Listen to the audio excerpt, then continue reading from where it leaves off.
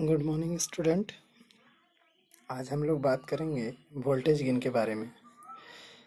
Voltage gain जो कि transistor का आउटपुट वोल्टेज बटा इनपुट वोल्टेज इन दोनों का रेशियो होता है, वो वोल्टेज गेन कहलाएगा। जैसे ट्रांजिस्टर का आउटपुट वोल्टेज कुछ दिया है और इनपुट वोल्टेज दिया है, तो दोनों को डिवाइड करके हम लोग वोल्टेज गेन पा सकते हैं। ट्रांजिस्टर में आउटपुट वोल्टेज तथा इनपुट वोल्टेज के अनुपात को वोल्टेज गेन कहते हैं। इसकी कोई यूनिट नहीं होती। अगर आउटपुट तथा इनपुट वोल्टेज नहीं पता है, सिर्फ बीटा और रेजिस्टेंस का मान पता है, तब वोल्टेज गेन बराबर बीटा गुना आर आउटपुट बटा आर इनपुट। यानी आउटपुट रेजिस्टेंस अगर दिया है और इनपुट रेजिस्टेंस दिया है तो और बीटा भी दिया हुआ है, तो इन सबको इस तरह से कैलकुलेशन करके हम लोग वोल्टेज गेन पा सकते हैं। ठीक उसी प्रकार पावर गेन देखेंगे। ट्रांजिस्टर के लिए आउटपुट पावर तथा इनपुट पावर के अनुपात को पावर गेन कहते हैं। पावर गेन बराबर पी आउटपुट बटा पी इनपुट।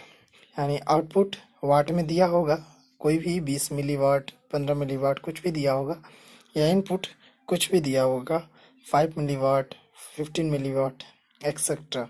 तो इन दोनों को डिवाइड करके हम लोग पावर गेन निकाल सकते हैं। ठीक उसी प्रकार अगर आउटपुट पावर और इनपुट पावर नहीं दिया हुआ है, सिर्फ आउटपुट रेजिस्टेंस और इनपुट रेजिस्टेंस दिया हुआ है और फिर करंट गेन बीटा दिया हुआ है, उस वक्त क्या करेंगे, पावर गेन बराबर बीटा का स्क्वायर गुना आर आउटपुट बटा आर इनपुट। यानी आउटपुट रेजिस्टेंस बटा इनपुट रेजिस्टेंस दोनों को डिवाइड करेंगे और बीटा का स्क्वायर करेंगे। इन दोनों को गुना करके पावर गेन हम लोग प्राप्त कर लेंगे।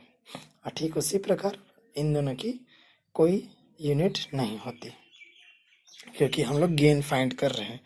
गेन निकालने के क्रम में इसकी कोई इकाई नहीं होती। अब हम लोग बात करेंगे ट्रांजिस्टर के बायसिंग के बारे में।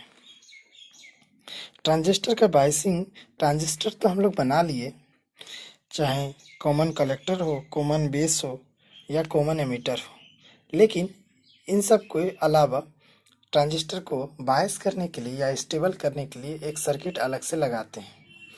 वो सर्किट चार तरह से हो सकता है। बेस रेसिस्टर बायसिंग भी हो सकता है, फीडबैक रेसिस्टर बायसिंग हो सकता है और एमीटर रेसिस्टेंस बायसिंग हो सकता है।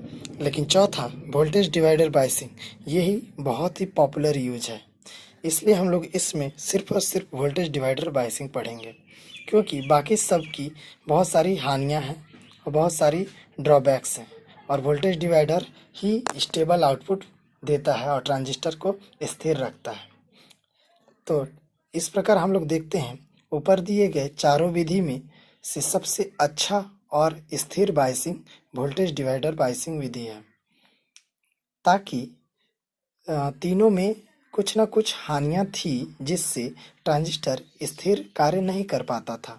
लेकिन वोल्टेज डिवाइडर बायसिंग से ट्रांजिस्टर सर्किट स्थिर रहता है और यह कलेक्टर करंट पर निर्भर नहीं रहना पड़ता।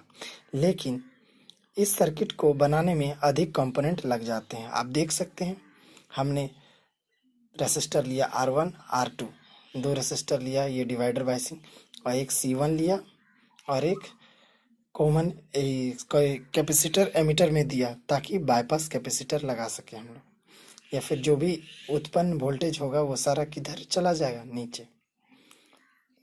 और इधर लोड रेसिस्टर और आउटपुट में C2, यानी दो कैपेसिटर दो रेसिस्टर।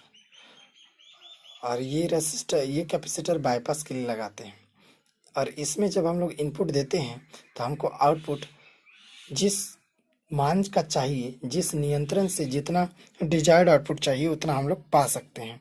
इसलिए हम लोग इस चीज़ को स्टेबल करते हैं, ताकि कोई फ्लक्चुएशन या कोई डिस्टॉर्शन सिग्नल में पैदा ना हो।